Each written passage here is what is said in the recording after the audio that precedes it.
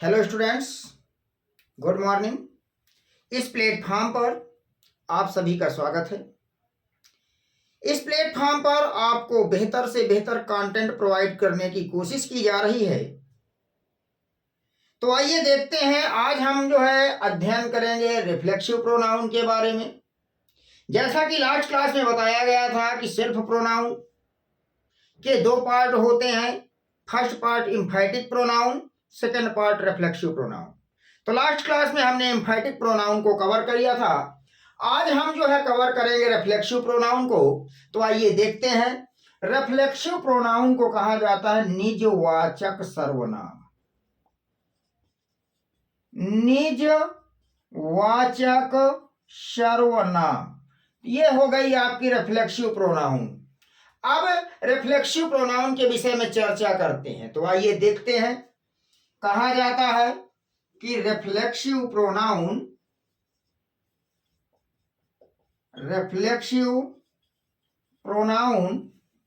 किसी क्रिया का ऑब्जेक्ट, रिफ्लेक्सिव प्रोनाउन किसी क्रिया का ऑब्जेक्ट बनता है। जैसे पीछे लास्ट क्लास में आपको मैंने बताया था कि एम्फैटिक प्रोनाउन किसी क्रिया का सब्जेक्ट बनता है, उसी प्रकार से रिफ्लेक्सिव प्रोनाउन किसी क्रिया का ऑब्जेक्ट बनता है। अब यहां पर देखते हैं, तो रिफ्लेक्सिव प्रोनाउन किसी क्रिया का ऑब्जेक्ट बनता है, बट यहां पर कंडीशन लग जाएगी। कंडीशन क्या लगेगी, जरा उसको देख लो। कंडीशन मीन्स होता है शर्त। जैसे आपको बताया गया था लास्ट क्लास में कि एम्फैटिक प्रोनाउन किसी क्रिया का सब्जेक्ट बनता है, किंतु शर्त यह है कि उस रिफ्लेक्सिव प्रोनाउन के पहले, उस एम्फैटिक प्रोनाउन के पहले वह नाउन या प्रोनाउन अवश्य आना चाहिए जिससे वह बना है। उसी तरह से कहा गया कि रिफ्लेक्सिव प्रोनाउन किसी क्रिया का ऑब्जेक्ट बनता है। अब यहां शर्त आ गई है। देखिए शर्त क्या कहती है ना। तो कहने का मतलब यह है कि रिफ्लेक्सिव प्रोनाउन किसी क्रिया का ऑब्जेक्ट बनता है, अर्थात किसी क्रिया के ऑब्जेक्ट की तरह कार्य करता है, किंतु शर्त यह है कि सब्जेक्ट एवं ऑब्जेक्ट दोनों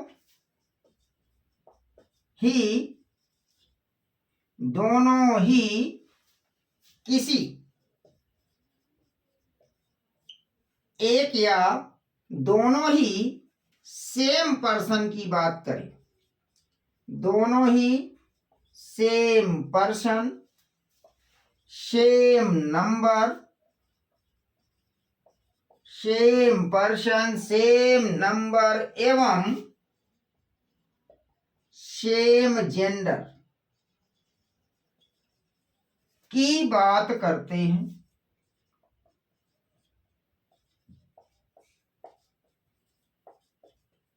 चलिए, कहा कि रिफ्लेक्सिव प्रोनाउन किसी क्रिया का ऑब्जेक्ट बनता है, किसी क्रिया के ऑब्जेक्ट की तरह कार्य करता है।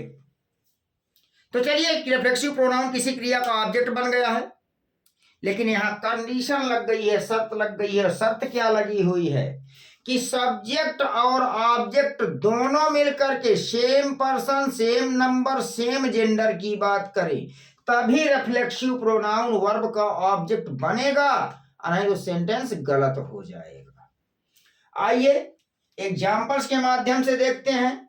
तो याद रखना, कंडीशन यहां पर लग रही है, तो यहां पर दो बातें याद रखना है। एक क्या याद रखना है कि रिफ्लेक्सिव प्रोनाउन वर्ब का ऑब्जेक्ट बनता है, और ऑब्जेक्ट बनता कब है तो शर्त लगा लो। शर्त क्या कह रही है कि किसी क्रिया का ऑब्जेक्ट बनने के लिए रिफ्लेक्सिव प्रोनाउन को सब्जेक्ट और ऑब्जेक्ट दोनों ही same person, same number, same gender की बात करें। जैसे यहां कहा गया आई लव मी। अब ये आपका आ गया आई लव मी। कहा बताओ सेंटेंस सही है कि नहीं सही है। तो जरा ध्यान दीजिए, आई आपका फर्स्ट पर्सन में जा रहा है, मी भी आपका फर्स्ट पर्सन में जा रहा है।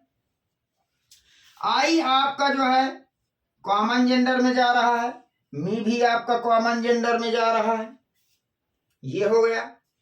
इसके बाद अब यहां पर हमें सेंटेंस देखना है सही है कि गलत है। तो ये सेंटेंस आपका गलत है। अब गलत हुआ तो क्यों हुआ, इसको हमें जानना है।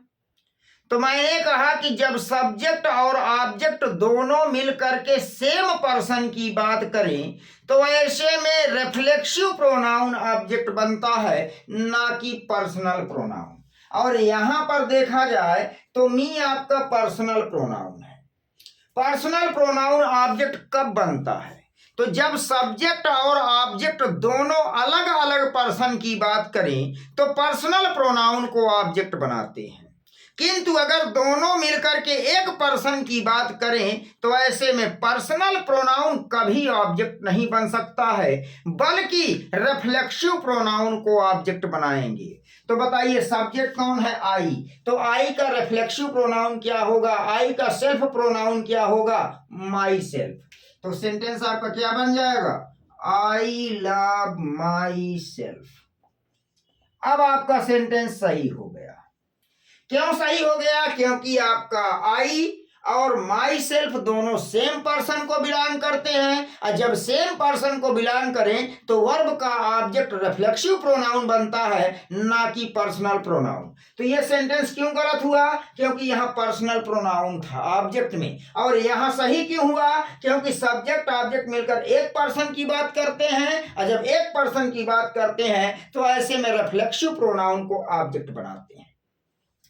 जैसे कह दिया जाए ही हर्ट हिम, कहा बताओ सेंटेंस सही है कि गलत है।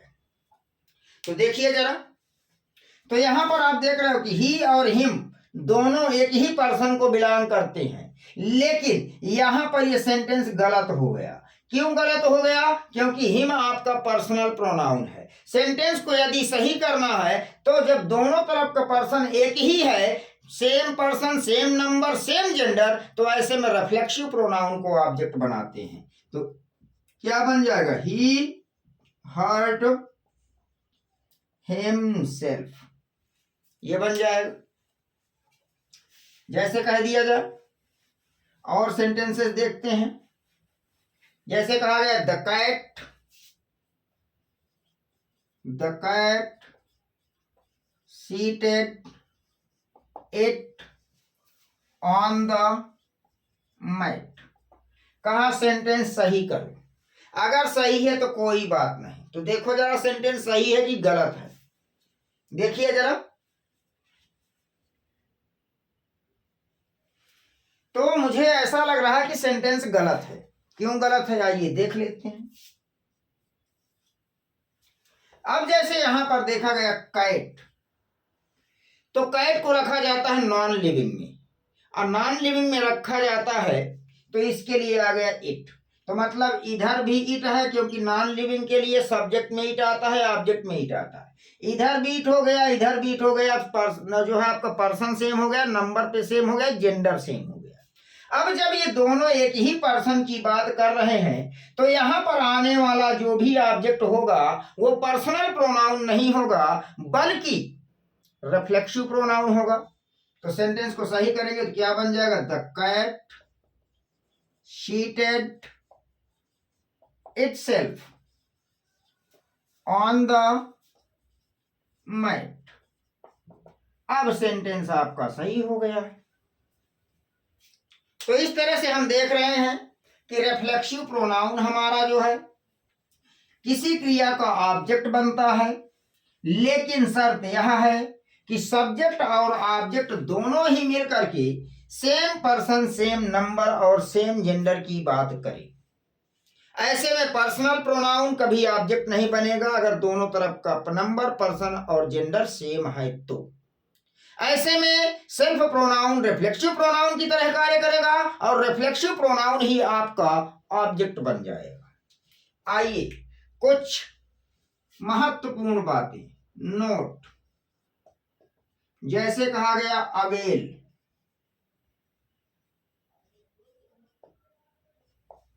इंट्रोड्यूस, प्रेजेंट,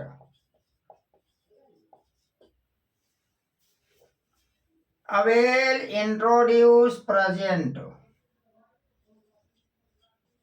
enjoy, resign,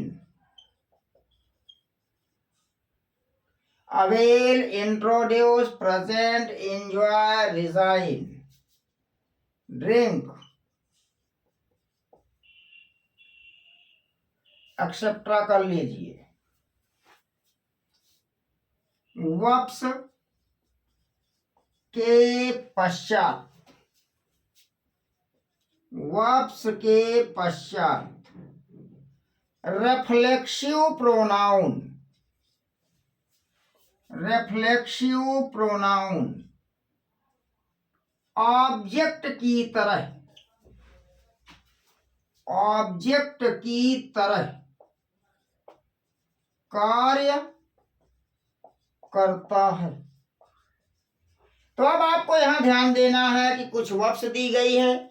अगर ये वप्स कहीं पर आई हुई है तो इनके ऑब्जेक्ट के रूप में रिफ्लेक्सिव प्रोनाउन 100% आएगा। अगर नहीं दिया तो आपको रखना पड़ेगा, अदरवाइज आपका सेंटेंस गलत है। Such as he availed of this chance। कहा देखिए सेंटेंस आपका सही है कि गलत है। तो देखिए जरा कहां सेंटेंस गलत है। He availed of this chance। तो यहां पर देख रहे हैं अवेल वर्ब है, टेंस के अनुसार किसी भी फॉर्म में जा सकता है। V1, V2, V3, V4 also V5, जहां पर बिलोंग करेगा वहां ले जाएंगे। फिर मैंने कहा कि जितनी वर्ब यहां लिखी है such as avail, introduce, present, enjoy, resign, drink etcetera, verbs के पश्चात रिफ्लेक्सिव प्रोनाउन ऑब्जेक्ट की तरह कार्य करता है। तो देखिए क्या लिखा है, अवेल का अवेल्ड। तो यहां पर सब्जेक्ट कौन है, ही। और जब सब्जेक्ट ऑब्जेक्ट दोनों मिलकर के सेम पर्सन की बात करेंगे, सेम नंबर की, सेम जेंडर की, तो रिफ्लेक्सिव प्रोनाउन को ही ऑब्जेक्ट बनाएंगे। तो यहां पर क्या हो जाएगा, he availed himself of this chance. ये आपका सेंटेंस सही हो गया। तो ये सेंटेंस क्या था आपका, रॉन्ग था। ये सेंटेंस क्या हो गया, राइट हो गया। आइए और देख लेते हैं कुछ सेंटेंसेस। तो याद रखिए कि avail, introduce, present, enjoy, resign, drink कुछ ऐसी वर्ब्स हैं कि जिनके पश्चात आने वाला रिफ्लेक्सिव प्रोनाउन ही ऑब्जेक्ट बनेगा। यदि नहीं दिया है तो रखना पड़ेगा, और किसको देख के रखना पड़ेगा, सब्जेक्ट से बनने वाले रिफ्लेक्सिव प्रोनाउन को। जैसे कह दिया जाए दे enjoyed in the fair, they enjoyed in the fair। तो यहां कहा सेंटेंस देखिए सही है कि गलत है। तो सेंटेंस आपका यहां पर गलत है। गलत क्यों हुआ ये देखना है। तो यहां पर वर्ब आपको इंजॉय दिख रही है, तो इंजॉयड लगा हुआ है, तो इंजॉय के बाद आने वाला रिफ्लेक्सिव प्रोनाउन ऑब्जेक्ट की तरह कार्य करेगा। और रिफ्लेक्सिव प्रोनाउन किसका रखेंगे, जो भी सब्जेक्ट होगा। सब्जेक्ट कौन है, दे। तो कहने का मतलब क्या हो जाए, दे enjoyed themselves in the fair। अब आपका सेंटेंस सही हो गया। जैसे कहा he introduced